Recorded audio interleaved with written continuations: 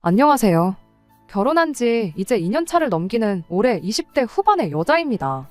아무리 신혼 막바지라고 할지라도 둘이서 한참 좋을 때일 텐데 저는 왜 결혼을 했을까 하는 후회로 매일을 살고 있어요.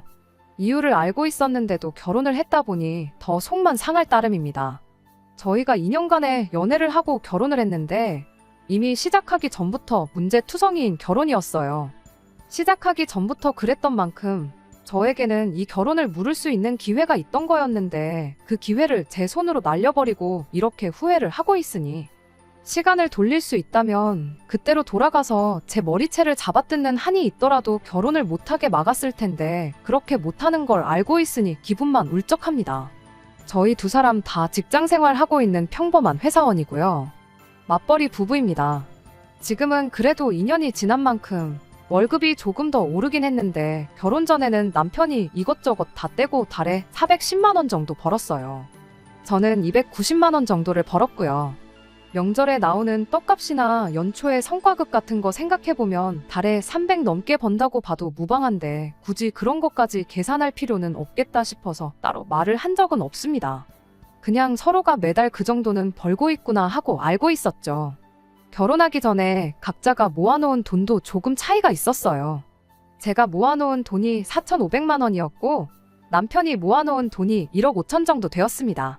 남편이 저보다 1억을 더 가져온 셈이나 마찬가지였죠. 하지만 저는 제가 기우는 결혼을 했다 생각하지는 않아요. 남편이 저보다 벌이도 많고 모아놓은 돈도 많지만 남편과 제 나이 차가 7살로 꽤나 차이가 많이 나는 편이거든요. 저희가 결혼했을 때 제 나이가 27살이었고 남편이 34살이었습니다. 나이 차가 나는 만큼 직장 생활을 한 기간부터 차이가 났으니 당연히 제 연봉이 더 낮을 수밖에 없었고 모아놓은 돈도 차이가 날 수밖에 없었지요. 그리고 굳이 따지자면 양가 형편부터도 차이가 있었어요. 시댁보다 저희 친정집이 경제적으로 훨씬 넉넉한 편이었거든요. 저희 부모님 앞으로 가지고 계신 상가 건물이랑 여기저기서 들어오는 월세 수입이 많아서 저희 집이 상대적으로 시댁보다 여유로운 형편이었어요. 시댁이 찢어지게 가난한 형편은 아니지만 노후 준비가 완벽하게 되어 있는 상황이 아니란 것 정도는 남편한테 결혼 전부터 들어서 알고 있었습니다. 아무튼 제가 모아놓은 돈이 적은 만큼 친정 부모님이 반반 결혼을 할 수 있게 돈을 지원해 주시겠다고 하셨다 보니 당장 경력차로 인한 월급 차이라든지 모아놓은 돈이 부족하다든지 하는 부분에 대해서는 남편에 비해서 제가 모자라는 거 하나도 없다고 생각했습니다. 그러다 양가 상견례가 있던 날의 일이었어요. 난데없이 시어머니가 먼저 저희들을 위해 신혼집을 해주려고 벌써 다 알아놓았다고 계약까지 해놓은 상황이라는 사실을 말해왔습니다. 신혼집은 제가 물어본 적도 바란 적도 없었던 집입니다. 친정 부모님도 예상도 못한 상황에 많이 당황스러워하셨죠. 말씀드렸다시피 제가 남편에 비해 모자랐던 만큼을 친정집에서 지원해 주셔서 반반 결혼을 시키려고 하셨던 상황이었거든요. 그런데 대뜸 집을 반반씩 하자는 것도 아니고 벌써 계약까지 하고 왔다는 사실을 전해왔으니 상견례 하면서 양가에서 상의하는 게 아니고 갑자기 통보하듯 이야기해온 게 당혹스러울 뿐이었습니다. 그렇다고 저희 부모님 입장에서는 그 성의를 거절하기도 참 애매한 상황이었어요.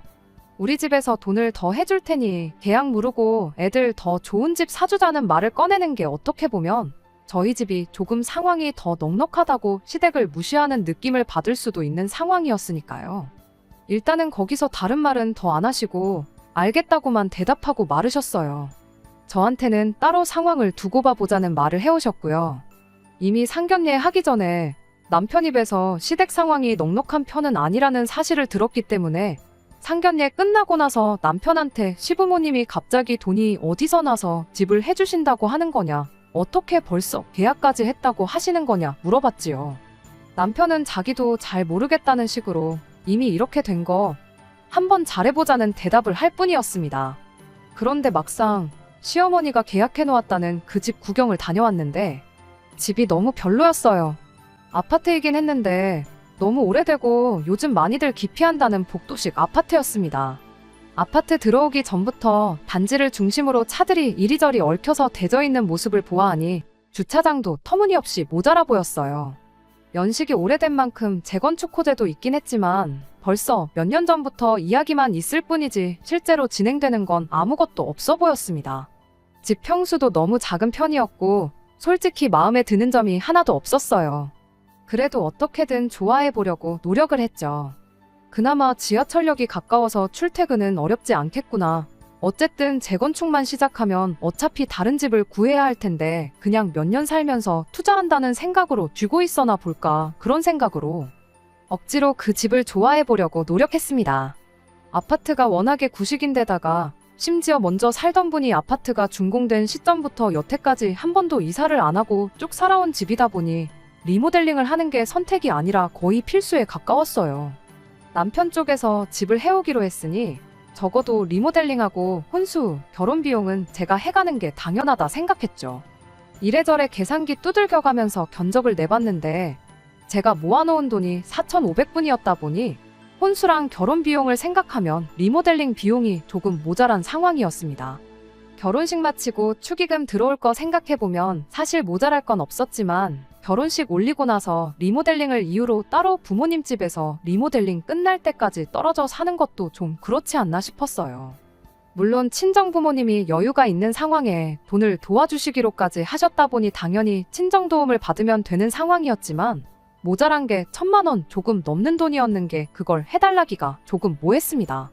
시댁에서 구해준 그 신혼집이 재건축을 시작하게 된다면 저희가 이사를 나가야 할 텐데 그때 가서 차라리 더 좋은 집을 구하고 이 집은 피받고 정리를 하는 게 더 낫다 싶었고, 이왕 도움을 받는다면 그때가 와서 집을 구할 때 한 번에 큰 돈을 받는 게 낫겠구나 하는 생각이었어요. 게다가 시댁에서 신혼집을 해주기로 한 만큼 남편이 모아놓은 1억 5천이라는 돈이 고스란히 남아있는 상황이었으니 일단은 그 선에서 해결하는 편이 훨씬 좋은 방법이라 생각했습니다. 그래서 남편한테 결혼식 비용이랑 혼수 정리해둔 리스트 그리고 리모델링 견적서를 전부 보여주고 조금 돈이 모자라는 것 같으니 일단 리모델링 하는데 1,000만 원 정도 보태줄 수 있느냐고 물어봤어요. 그런데 남편이 자기는 돈이 하나도 없으니 도움받을 거면 친정 부모님한테 부탁해보는 게 어떻겠냐는 대답을 하더라고요. 그때까지만 해도 자기 집에서 신혼집을 해주는데 거기서 또 자기 돈으로 리모델링까지 하려고 하느냐고 남편이 제게 직접적으로 따지기가 뭐하니 그냥 얼버무리는 식으로 돌려 말하는 건 줄로만 알았어요. 그래서 그런 게 아니고 결혼식 날 축의금 들어오면 신부 측으로 들어온 축의금은 부모님 안 드리고 내가 가져오기로 했다고, 그러니까 결과적으로 따지고 보면 내 돈으로 하는 거나 마찬가지다 하고 설명을 해줬죠. 그리고 애초에 친정집에서 반반 결혼 맞춰준다고도 했는데 그 돈은 아껴뒀다가 우리 이사 나갈 때나 해주시라고 이미 말씀드렸고 그렇게 하기로 되어 있는 상태라고, 내 돈, 우리 집 돈 한 푼이라도 더 아껴서 결혼하려는 게 아니니까 그런 부분은 걱정할 필요 없다고 한마디 해줬어요. 그런데 남편이 돈을 해주기 싫어서 그러는 게 아니라 진짜로 돈이 없어서 그러는 거라는 소리를 하는 거 아니겠어요? 1억 5천 모아놓은 돈은 어쩌고 돈이 한 푼도 없다는 소리를 하고 있느냐 물었더니 남편이 그 돈은 아직 통장에 그대로 남아있기는 하지만 신혼집 잔금 치르는데 들어갈 예정이니 거기서 돈을 더 빼서 쓸 수 없는 상황이라고 설명을 하는 거 아니겠나요? 그러니까 제가 그날까지 시댁에서 해준다고 했던 그 집이 사실 알고 보니 남편이 모아놓은 돈까지 전부 합쳐서 해오는 집이라는 걸 알게 되었습니다. 결과적으로는 뭐 당장 내 수중에 4,500이 전부인 와중에 시댁에서 집을 해온다는 사실은 변하는 게 없으니 그냥 그렇구나 했어요. 그럼 모자란 돈은 하는 수 없이 부모님께 부탁해봐야겠구나 싶었는데 남편이 대뜸 친정에서 돈을 지원해줄 생각이 있으셨다면 혹시 자기가 친정 부모님께 돈을 좀 빌릴 수 있겠느냐고 물어보는 거 아니겠어요? 그거야 뭐 그냥 주시기로 했던 돈인데 못 해주실 게 뭐가 있겠냐 싶었는데 갑자기 돈을 빌린다니 그건 또 무슨 소린가 싶어서 그건 왜 물어보느냐고 물었죠.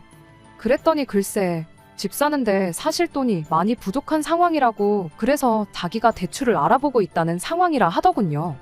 그런데 대출이자가 조금 부담스러운 와중에 저희 친정 부모님한테 돈을 빌리면 적어도 이자는 은행보다 싸게 들지 않겠냐며 그렇게 하면 여러모로 우리한테 이득이 아니겠냐고 하는 거예요. 단순하게 계산기만 두들겨보면 그게 맞는 소리긴 한데 그걸 떠나서 이게 지금 이야기가 어떻게 돌아가고 있는지 무슨 상황인지 싶었어요. 시어머니가 집을 해준다고 하지 않았냐, 계약까지 다 해놓았다고 하지 않았냐.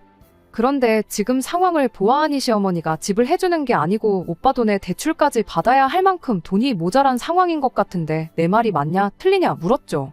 남편이 우물거리면서 어찌저찌 설명을 해줬는데 한마디로 정리해보면 집을 해준다는 게 사실 남편 돈 1억 5천에 대출을 추가적으로 2억을 더 받고 거기에 시어머니가 5천만 원을 보태서 그렇게 집값을 마련할 계획이었던 거예요. 거기까지는 어찌저찌 그냥 못 본 척 못 들은 척 그냥 넘기려면 넘길 수 있었어요. 그래도 친정에 돈을 빌리는 건 조금 아니다 싶었죠. 그도 그럴 게 사돈지간에 어떻게 돈을 빌리고 차용증을 쓰고 그러겠냐고. 가족끼리도 돈 빌리는 거 조심해야 하는 상황에 집안끼리 돈이 오가는 건 조금 아니지 않냐고 한마디 했죠. 그랬더니 거기서 남편이 한다는 소리가 차용증을 우리 엄마가 왜 쓰냐며 돈은 우리가 빌리는 거고 갚는 것도 우리가 갚을 텐데 부모 자식 간에 차용증이 왜 필요한지 이해가 안 간다는 소리를 하더라고요. 돈을 우리가 갚는다는 말까지 들으니 저도 더 이상 참을 이유가 없다고 생각했어요. 따지고 보면 시어머니가 집을 해주는 게 아니고 저희 결혼하는데 5천만 원 보태주는 게 전부인 상황이잖아요. 그래서 남편한테 그럼 어머님이 집을 해주시는 게 아니지 않느냐고 물었죠. 어차피 돈까지 빌려서 들어가야 할 집이면 친정 부모님한테 지원받아서 반반 결혼 맞추고 그리고 나서 집도 더 좋은 집 구해 들어가는 게 맞지 않냐고 했더니 남편이 어차피 이자 드릴 거 생각해보면 장인 장모님 그러니까 저희 친정 부모님이 앉은 자리에서 돈을 버는 거나 마찬가지인데 싫을 게 뭐가 있냐는 소리를 하는 겁니다. 말인즉슨 양가에서 돈을 받아 결혼하는 거니 반반 결혼하는 거랑 다를 게 없다는 소리고 오히려 친정 부모님이 이자로 우리한테 얼마씩 더 받을 거 생각하면 저희 친정 부모님한테도 이득이지 않냐는 소리였지요. 우리가 이자 드려봐야 얼마나 드린다고 그걸 앉은 자리에서 돈을 번다고 표현을 하느냐고 했죠. 그 돈 없어도 친정 부모님 먹고 사는데 아무 지장 없으시고 나도 굳이 반반 결혼할 수 있는 상황에 꼴랑 4,500 들고 결혼해서 괜히 기우는 결혼하는 느낌 받고 싶지 않다고 했어요. 그러다 문득 생각난 게 하나 있어서 남편한테 그럼 이렇게 결혼하면 집명의는 어떻게 되는 건지도 물어봤죠. 아니나 다를까 남편이 집명의는 자기 이름으로 하기로 했다는 사실까지 말해왔어요. 그 소리까지 들으니 이젠 더더욱이 시댁에서 저희 집이랑 상의 한마디도 없이 계약해놓은 이 집에 신혼살림을 차리고 싶은 마음이 싹 달아났습니다. 집이라도 제 마음에 들었다면 어떻게 생각은 해보겠지만 억지로 좋아해보려고 노력 중인 와중에 그러고 싶은 마음이 눈꼽만치도 없어졌어요. 남편 돈이 그대로 남아있는 걸로 봐서 중도금도 치르기 전인 상황이란 걸 어느 정도 짐작했고 정말 천만다행으로 계약금마저 정식으로 계약한 게 아니고 구두계약으로 100만 원 집어넣어 놓은 가계약 상태인 걸 알게 되었습니다. 집에 돈도 넉넉한 상황에 굳이 남편 명의 집에 혼수만 채워서 들어가는 그림보다 차라리 100만 원 손해쯤은 감수하고 반반 결혼하는 게 100번 낫다는 생각이었어요. 남편은 이 상황을 마음에 들어하지 않는 눈치였지만 제가 끝까지 고집을 부려서 결국 계약금 지불하고 친정부모님 지원받아서 새로 집을 알아보는 쪽으로 이야기를 다시 하게 되었어요. 남편한테는 이렇게 하는 게 당장은 못마땅할지라도 나중에 우리 사이에 득이 되면 득이 되었지 문제가 될 일은 하나도 없을 거라고 저를 좀 믿어달라고 부탁을 했습니다. 그런데 제 예상이 엇나가고 말았어요. 반반 결혼하기로 하자마자 바로 문제가 생겨버렸던 거죠. 시어머니가 결혼 전부터 당신 뜻을 거스르는 며느리가 괘씸하다시며 그렇게 잘났으면 니들이 알아서 해보라고 지원해주기로 했던 5천만 원을 안 해주겠다고 나온 겁니다. 하지만 그 사실에 그렇게 충격받을 것도 큰일 났다 싶을 것도 없었어요. 차라리 다행이구나 생각하고 말았죠. 사실 그렇잖아요. 신혼집을 해주겠다는 말이랑 5천만 원을 보태주겠다는 말부터가 하늘과 땅 차이인데 그렇게 시어머니가 원하는 대로 결혼했다면 집을 해줬다는 그 이유 하나만 가지고 얼마나 갖은 생색을 냈을까 그런 생각밖에 안 들었거든요. 그때까지만 해도 이때가 이 결혼을 물을 수 있는 유일무이한 기회라는 걸 생각 못했던 건 저의 불찰이긴 합니다. 결국 오늘에 와서 이렇게 이혼 생각을 하고 있게 되었으니까요. 아무튼 시어머니의 5천만 원이 있고 없고가 저한테 있어서는 그렇게 치명적인 문제는 아니었어요. 큰 돈이긴 하지만 여차하면 친정 부모님한테 조금만 더 보태달라고 부탁해도 되는 거였고 아니면 대출을 좀 더 받으면 그만이겠구나 생각했거든요. 그렇게 친정어머니하고 발품손품 팔아가며 7억 상당의 아파트 매물을 하나 찾게 되었어요. 시어머니가 계약했었던 그 집과 비교하면 거의 신축이라고 봐도 무방할 정도로 연식이 그리 오래되지 않은 아파트였습니다. 주차장도 지하로 세대수 전부 커버하고도 남을 만큼 널널했고 계단식이다 보니 복도식보다 훨씬 안전한 느낌도 들었고요. 그렇게 집을 계약해야겠다고 남편한테 이야기를 했더니 며칠 지나지 않아서 또 새로운 문제가 터지고 말았습니다.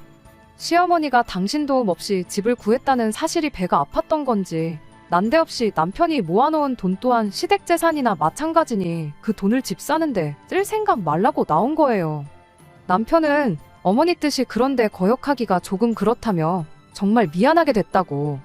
아직 계약금도 걸어놓지 않은 상황이니 신혼집은 한 4억 선에서 알아보는 게 어떻겠냐고 말을 해왔어요. 그 이야기를 전해오는 남편의 표정만 봐도 이게 자기 뜻이 아니고 시어머니 뜻이고 어머님 고집 때문에 상황이 이렇게 된 것이 몹시도 유감이라는 얼굴을 하고 있었어요. 그래도 남편이 미안한 마음은 갖고 있구나 생각했고 이것 또한 차라리 잘된 일이라고 생각했습니다. 어차피 시어머니가 처음에 해준다고 했던 그 집, 사실상 5천만 원 가지고 집 해줬다고 평생을 두고 생색내려고 했던 그 집 또한 반반 결혼을 할 수 있던 상황임에도 불구하고 어떻게든 남편 명의로 집을 하려고 했었던 거잖아요. 7억 집을 구하는데 아무리 대출을 같이 갚아나간다 하더라도 저희 집에서 해주는 돈이 훨씬 더 많은 상황에 똑같이 공동명의를 하는 게 맞나 싶었었는데 이참에 남편 돈이나 시댁 지원 없이 그냥 집을 구해버리면 적어도 명의 문제 가지고 골머리 썩을 일은 없겠다는 생각을 했었던 거죠. 저도 저희 친정 부모님도 차라리 이렇게 된 게 천만다행 아니겠냐고 안도를 했어요.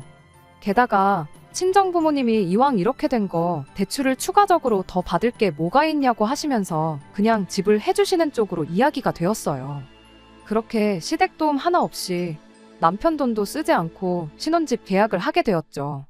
먼저 살던 사람이 리모델링도 싹 해놓은 상태였고 집 관리도 잘 되어 있던 터라 그냥 혼수만 채우면 되는 상황이었어요. 그 와중에 제가 모아놓은 돈은 그대로 남아있는 상황이었다 보니 그 돈으로 혼수를 채우면 되겠구나 싶었습니다. 남편이 모아놓은 돈이야 뭐 어차피 결혼하면 공동재산이 되는 거니 그 돈으로는 차를 바꾼다던가 아니면 두고 있다가 어느 정도 돈을 모아서 집 한 채 더 구해 세를 놓던지 하는 식으로 재테크를 하는 쪽으로 알아보면 되겠다는 생각이었어요. 결혼하자마자 얼마 지나지도 않아서 결혼한 걸 후회하게 되리라고는 생각도 못했고 그렇게 저희는 결혼식을 올리게 되었습니다. 처음 몇 주간은 다른 신혼부부들과 똑같이 그저 매일이 즐겁고 행복했어요. 문제는 집들이를 하면서 시어머니가 신혼집에 찾아오고 나서부터 터지고 말았습니다. 집 구경하면서 끝까지 집이 참 좋다고 한마디 안 하신 건 그냥 배가 아파서 그런가 보다 하고 넘길 수 있었어요. 그런데 집들이 끝날 때쯤 가서 집 명의는 당연히 공동명의로 되어 있겠지 하고 묻더라고요. 남편이 센스 있게 중간에서 대충 둘러댔으면 참 좋았을 텐데 시어머니의 그 말이 끝나기 무섭게 혼자 잔뜩 당황해서는 말끝을 벌벌 떠는 게 누가 봐도 공동명의가 아니라 제 명의로 되어 있구나 하는 걸 알 수 있었을 겁니다.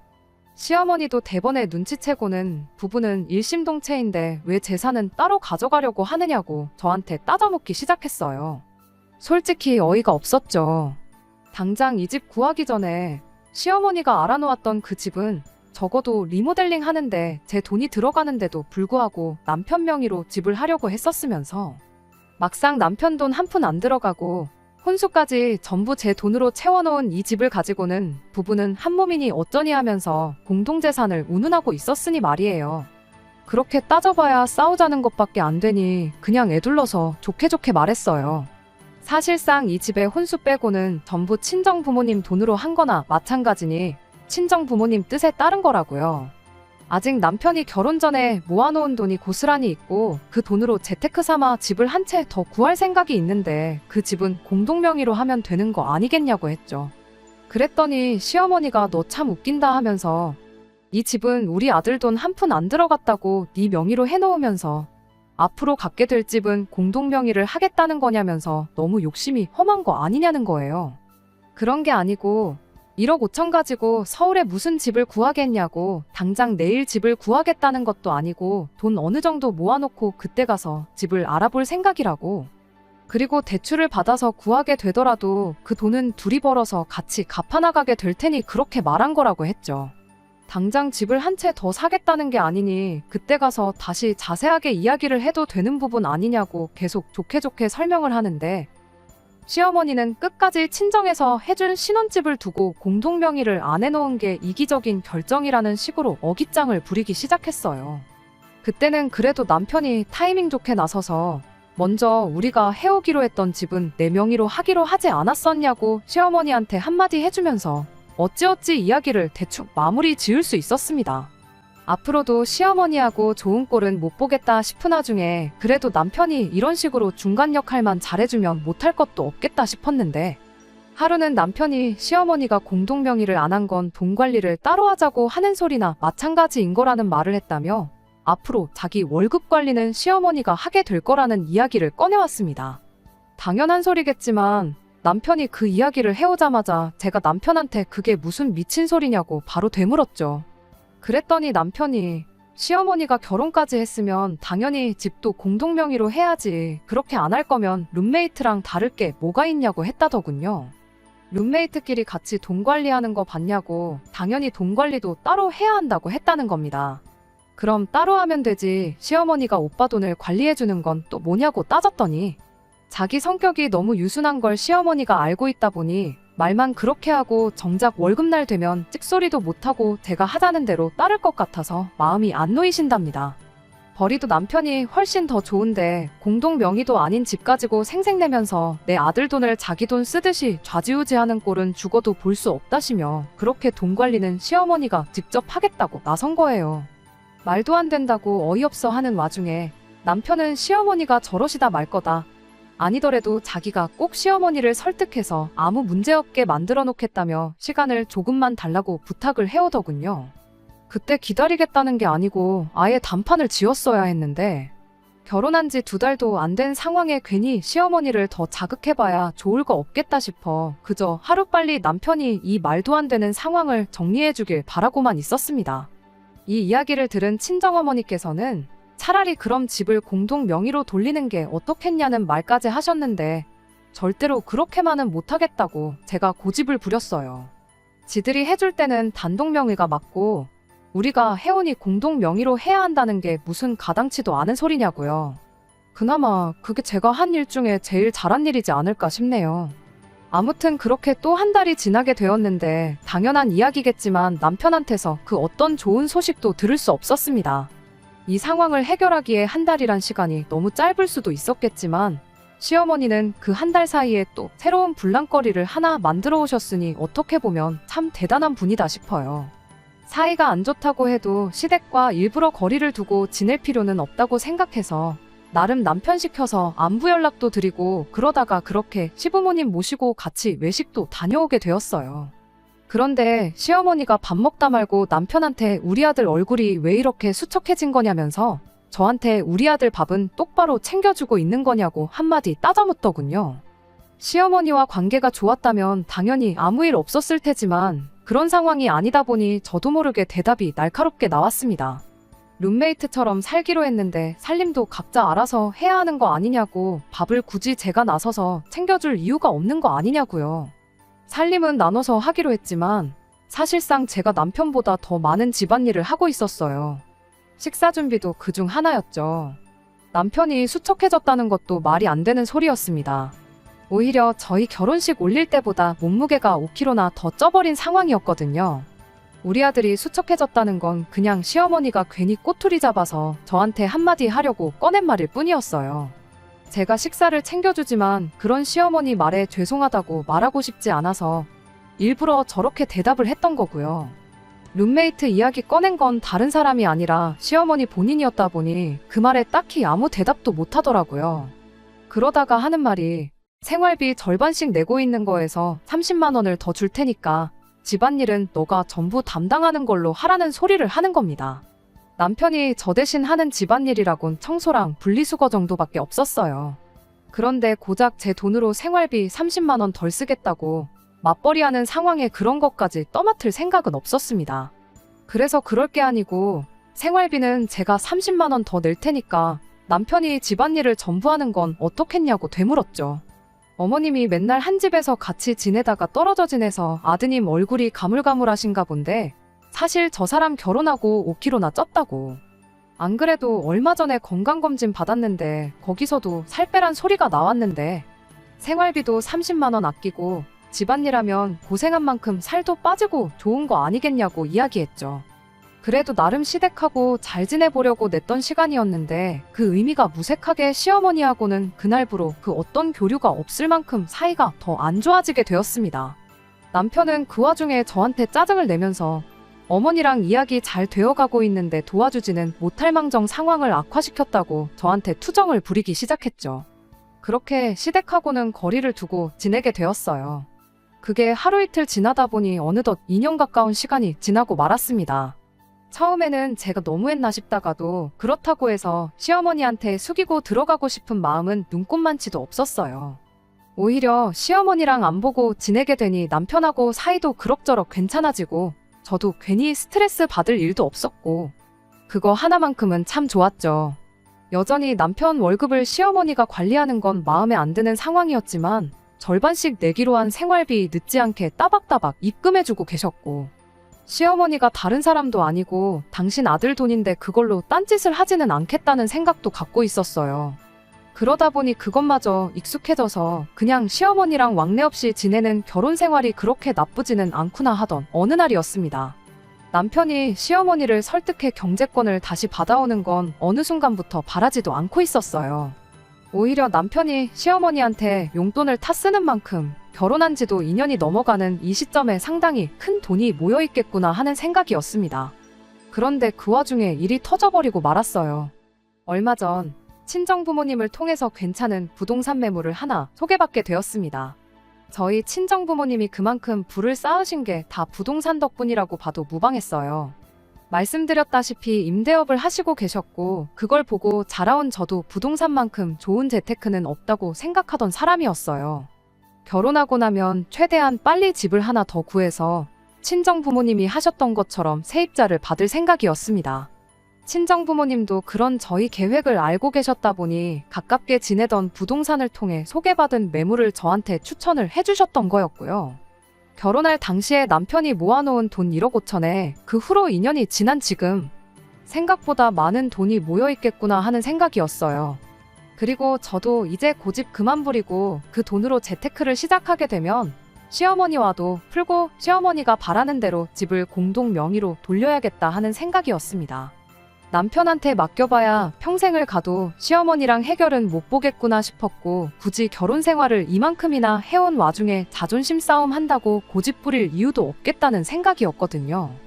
그간 시어머니와 안 보고 살긴 했지만 남편은 쭉 시어머니하고 연락을 하고 지냈어요. 시어머니가 남편 돈을 관리해줬던 것도 있고 저랑 사이가 안 좋을 뿐이지 어머님하고 남편 사이가 틀어진 건 아니었다 보니 그간 남편만 혼자서 시댁과 왕래를 하고 있었거든요. 남편은 한 달에 2번 정도 혼자서 시댁에 다녀오곤 했는데 시어머니와 풀어야겠다는 결심을 한 만큼 더 늦출 이유도 없겠다 싶어서 남편이 시댁에 다녀오는 날에 저도 같이 따라가겠다고 했죠. 갑자기 왜 시댁에 따라간다는 거냐고 묻는 남편 말에 이 집을 공동 명의로 돌릴 생각이고 그러면서 시어머니하고도 풀 생각이라고 대답을 해줬어요. 당연히 기뻐할 거라 생각했는데 그런다기보단 오히려 당황한 기색이 역력하더군요. 그러더니 뭘 번거롭게 시댁에 가냐고 좋은 이야기 나누는 건데 두 분을 이쪽으로 오시라고 해야겠다는 소리를 하더군요. 집을 하나 더 구한다는 목적이 있긴 했지만 그래도 따지고 보면 제가 먼저 화해의 손길을 내미는 건데 시어머니한테 이쪽으로 와서 사과나 받아가시라 하는 건 좀 아닌 것 같다고 우리가 시댁으로 찾아가는 게 맞지 않겠냐고 했는데 남편이 하도 고집을 부려서 그럼 중간쯤에서 만나 외식이나 하고 거기서 말씀드리는 게 좋겠다는 쪽으로 최종 합의를 봤습니다. 시어머니는 세상에 2년 만에 며느리 얼굴을 본다면서 기분 나쁜 기색을 숨기지 않으셨어요. 잘 지내기 위해 만든 자리니만큼 거기서 발끈하지 않고 앞으로 잘 지내고 싶어서 만든 자리라고 설명드리고 남편 돈까지 해서 집을 하나 더 구해 새를 놓을 생각이라는 계획도 말을 꺼냈습니다. 그러면서 저희 집도 공동 명의로 돌릴 생각이라는 말도 빼먹지 않았고요. 그런데 시어머니는 그럴 필요 없다고 대번에 거절을 하시더군요. 공동명의도 할 필요 없고 당신은 그냥 여지껏 하던 대로 아들 돈을 관리할 생각이니 재테크를 하려거든 네 돈으로 네 혼자 하라는 말을 하시는 거예요. 저로서는 도무지 이해를 할 수 없는 상황이었어요. 그때까지만 해도 그저 2년 동안 소식 없이 지내다가 뜬금없이 연락한 제가 괘씸해서 그러는 거구나 싶었죠. 시어머니 입장에서는 연락 없이 지내던 며느리가 갑자기 연락해서 아들 경제권을 도로 가져가겠다고 억지로 풀자고 하는 것처럼 받아들일 수도 있겠다 생각했어요. 당장은 자존심 때문에 싫다고 하시는 거지 그냥 앞으로 몇 번 더 찾아뵙고 진심을 보여드린다면 시부모님 노여움도 풀리지 않겠나 생각했고 시간이 해결해 주겠거니 그렇게 생각했습니다. 결국 그날 마땅한 결론을 내지 못하고 자리가 끝나게 되었지요. 그런데 계산까지 다 마친 상황에 집에 가야 할 때가 되었는데도 시부모님이 자리에서 일어나지를 않고 버티고 계시더라고요. 얼마나 우리들 배웅받기가 싫어서 저러시는 건가 싶었지만 어찌 보면 2년을 연락 없이 지낸 만큼 그런 반응은 당연한 거라 생각했어요. 남편이 자꾸 제 팔을 잡아 끌면서 가자고 하는데 거기서 먼저 가버리면 그만큼 시부모님 마음을 돌리는데 시간이 더 걸리겠다 싶어서 저도 버티기 시작했죠. 저도 한 고집 하기도 했고 때마침 식당 사장님이 다음 손님 때문에 자리를 비워줄 수 있냐고 부탁을 해오는 바람에 시부모님이 결국 자리에서 일어나게 되었습니다. 그렇게 시부모님을 배웅해드리러 밖에 나왔는데 시부모님이 차를 바꿨더라고요. 원래는 국산 준중형 차를 타고 계셨는데 제가 알기로 1억 정도 하는 외제차로 바뀌어 있었어요. 시부모님은 저희 인사도 안 받고 그 길로 쏜살같이 집으로 돌아가셨고 그때부터 뭔가 안 좋은 촉이 들기 시작했습니다. 남편은 시부모님이 여유가 있으니 차도 바꾸고 하지 않으셨겠냐고 하는데 2천짜리 준중형 차를 2년 만에 1억짜리 외제차로 바꾼다는 게 제 상식선에서는 불가능하다고 생각되거든요. 자동차라는 게 차 가격만 생각할 게 아니고 보험료나 유지비 같은 것도 생각해야 하는 거잖아요. 그런데 남편은 제 발이 저려서 그러는 건지 그럼 뭐 어머니가 내 돈 가지고 차를 바꿨다고 하고 싶은 거냐며 저한테 성질까지 부리기 시작한 상황입니다. 저는 아무 말도 안 했는데 말이에요. 그 와중에 며칠 지나서 시어머니한테서 앞으로 잘 지내고 싶으면 일단 집부터 공동 명의로 바꿔놓으라고 그러고 나서 말을 하자는 연락이 왔어요. 이런 상황에 시어머니한테 관리하고 있는 남편 돈은 얼마나 가지고 계신지 보여달라고 할 수도 없는 노릇이고 정말 답답해 죽을 맛입니다. 그때 말도 안 되는 계산 방식으로 집을 해준다니 어쩐다니 했을 때나 그 후에 아들 돈도 내 돈이니 니들 돈으로 집 한번 해봐라고 했을 때 그때 결혼을 물렀어야 했던 건가 그런 후회뿐이에요. 물론 2년 동안 연 끊고 지낸 건 제 의지긴 했지만 그때 그러지 말고 잘 지냈다고 한들 뭐가 크게 달라지는 게 있긴 했을까 싶은 생각뿐이고요. 괜히 결혼은 해서 안 받아도 될 스트레스 받으며 살고 있는 게 너무 속상합니다. 안녕하세요. 여러분들이 보내주신 의견 덕분에 과감한 결정을 내릴 수 있었습니다. 결국 남편하고는 이혼을 했고 오늘은 그 이야기 전해드리려고 이렇게 다시 찾아왔어요. 분명히 돈 관리 해준다는 명목으로 남편 돈을 쓰고 있을 거라고 차만 바꾼 게 아닐 테니 시댁에 한번 다녀와 보라는 의견을 보니 왠지 그 말이 맞는 것 같아 가만히 있을 수가 없었어요. 그간 연 끊고 지냈던 건 저 혼자뿐이었고 남편은 그동안 한 달에 한두 번은 시댁에 다녀왔는데 남편이 시댁에 다녀오기로 한 날에 제가 남편보다 먼저 나가 혼자 시댁으로 출발해서 남편이 도착하길 기다리고 있었습니다. 이윽고 남편이 아파트 단지 안으로 들어왔고 남편이 주차하는 걸 확인하고 곧바로 남편을 쫓아나가 놀래켜줬어요. 남편은 난데없이 튀어나온 저를 보고 당황한 기색을 숨기지 못하더군요. 같이 갈 거면 왜 미리 말하지 않았냐고 하는 말에 괜히 저번처럼 미리 말하면 시어머니가 안 보겠다고 오지 말라고 할 수도 있는 노릇 아니겠냐며 대충 둘러댔죠. 그 와중에 남편은 오늘은 날이 아닌 것 같다며 그냥 돌아가자고 하길래 제가 뭐 문제되는 거 있냐고 남편을 다그쳐서 그 길로 그냥 시댁에 찾아갔습니다. 아니나 다를까 시댁은 결혼 전에 제가 알던 시댁과는 사뭇 다른 모습으로 바뀌어 있었어요. 겉은 그대로인데 속이 아주 새 집으로 바뀌어 있더군요. 인테리어도 싹 다 새로 해놓았고 가전제품도 최신형으로 바뀌어 있었어요. 집에 계신 시어머니한테 집만 보면 잘못 찾아온 것 같다고 혹시 로또라도 되신 거냐 물어봤죠. 그리고 뭐 길게 두고 볼 것도 없는 것 같다고 어머님이 관리하고 있다는 남편 돈이 어떻게 돌아가고 있는지만 보여달라고 했어요. 그것만 확인되면 바로 집 명의도 공동 명의로 돌려놓겠다고 했죠. 시어머니가 안 그래도 잘 왔다면서 너 때문에 안 당해도 될 사기까지 당했다며 너 때문에 손해가 이만저만이 아니라는 소리를 꺼내더라고요. 사기라는 이야기 듣자마자 직감적으로 알아챘죠. 시어머니가 남편 돈을 단 한 푼도 남기지 않고 다 써버렸다는 사실을 말이죠. 시어머니 변명은 너무 하찮아서 웃음도 나오지 않는 변명이었습니다. 제가 집 명의를 가지고 하도 갑질을 하니까 당신 딴에는 우리 아들이 너무 기도 못 펴고 사는 것 같아서 집을 한 채 해줘야겠다는 생각밖에 안 들었답니다. 그렇게 백방으로 알아보다가 기획부동산 사기를 당해서 그나마 있는 돈을 전부 날려버렸다고요. 제가 갑질만 안 했어도 시간을 들여 천천히 아들 돈을 굴려줬을 거라고, 그런데 괜히 마음만 조급해져서 제대로 된 투자처인지 알아보지도 않고 돈을 넣었다가 큰 손해를 봤다는 거예요. 한마디로 어이가 없었죠. 제가 언제 집 가지고 갑질을 했냐고, 할 거였으면 남편 돈 그렇게 어머님이 관리하게 두지도 않았을 거라고 했습니다. 그리고 사기를 당했던 남편 돈으로 어머님 집 리모델링도 하고 가정가구도 바꾸고 외제차도 뽑고 그랬던 돈을 어떻게 사용했는지 통장 내역은 남아있지 않겠냐고 그거나 보여달라고 했어요. 만약에 진짜로 저 때문에 사기를 당한 게 확인되면 집도 그냥 공동명의 해주고 사기당했다는 그 돈도 내가 친정부모님한테 받아오는 한이 있더라도 갚아주겠다고요. 하지만 기어이 시어머니는 끝까지 통장 내역을 공개하지 않았습니다. 안 봐도 뻔했죠. 관리해준다던 아들 돈 가지고 외제차만 뽑았어도 이혼할까 말까인데 집까지 싹 다 갈아엎었으니 더 길게 말할 필요도 없었습니다. 그 와중에 남편이 나는 몰랐던 일이라며 시어머니를 손절을 치더라고요. 어머니가 내 돈을 이렇게 흥청망청 쓰셨을 줄은 상상도 못했다는데 이미 그동안의 남편 반응을 보나 그날 시댁 앞에서 제가 깜짝 등장을 했을 때 어떻게든 집에 돌아갈 생각을 하는 걸로 봐서는 절대로 남편이 몰랐을 수가 없다는 게 제 생각이었습니다.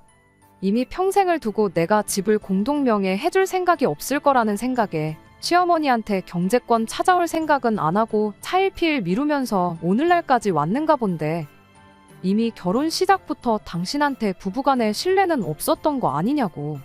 시어머니 말 맞다나 당신이 내 룸메이트지 그 이상도 그 이하도 아니었고 늦었지만 이제 와서 그걸 깨닫게 해줘서 고맙다고 그 길로 이혼하자고 남편한테 선언했어요. 생각해보니 동거하는 사람은 집세라도 내지 않냐고, 다른 건 모르겠으니 여태까지 내 집에서 살았던 집세는 받아야겠다고 위자료로 5천만 원만 가지고 오라고 했습니다. 그랬더니 옆에서 시어머니가 결혼기간 고작 2년 조금하고 무슨 위자료로 5천을 받아가냐고 고래고래 소리를 지르길래 법대로 하면 그렇긴 할 거라고, 그러고 싶으면 그러라고 했습니다. 대신 남편 회사에다가 남편이 여지껏 무슨 짓을 했는지 제가 전부 이야기하고 다닐 거라고 했어요. 내가 돈 5천만 원이 없어서 필요해서 그러는 거 같냐고. 명예훼손으로 고소할 테면 고소하라고, 그깟 5천 안 받고 벌금으로 얼마 내면 그만이라고요. 대신 앞으로 남편 회사 생활하는데 체면은 없는 거나 마찬가지일 거라 했습니다. 사실 진짜로 그렇게 할 생각은 없었어요. 적당한 사과 한마디면 그냥 깔끔하게 합의 이혼하고 말 생각이었는데 잘못은 자기들이 해놓고 제가 문제라고 몰아가는 사람들이 괘씸해서 그렇게 나왔던 겁니다. 그런데 웃긴 건 막상 제가 진짜로 그렇게 할 거라 생각했는지 이혼하면서 위자료 형식으로 남편이 저한테 정말 5천을 보냈더라고요. 당장 시어머니가 모아놓은 돈 한 푼도 남기지 않고 탈탈 써버린 상황에 무슨 돈이 나서 그걸 해줬나 싶었는데 알고 보니 시어머니 앞으로 뽑아준 외제차를 중고차로 정리하고 그 돈으로 해줬던 거더라고요. 이미 고쳐버린 집을 다 부숴놓을 수는 없었지만 적어도 외제차라도 압수해버린 기분이니 그냥 거기서 만족하려고 합니다. 의견 주신 분들께 정말 감사드리고요. 이걸 그냥 넘어갔더라면 아마 화병 때문에 제 명에 못 살았을 거예요. 끝까지 들어주셔서 감사합니다. 오늘의 사연은 여기까지입니다. 구독과 좋아요, 알람 설정 부탁드리고 더 좋은 사연으로 다시 찾아뵙겠습니다. 감사합니다.